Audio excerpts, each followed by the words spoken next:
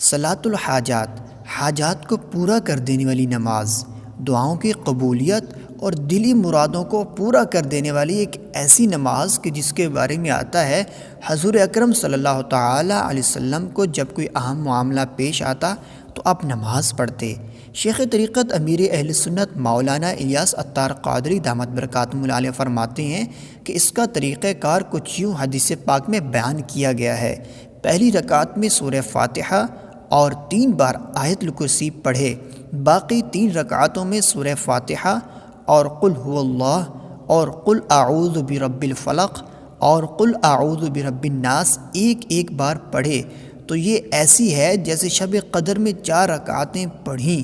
انشاءاللہ جو دعا مانگیں گے وہ قبول ہوگی، حاجات پوری ہوں گی، دلی مرادیں پوری ہوں گی۔ مزید اس طرح کی اچھی ویڈیوز دیکھنے کے لیے اس ویڈیو کو لائک کریں اور اس چینل روحانی علاج دعوت اسلامی کو سبسکرائب کریں۔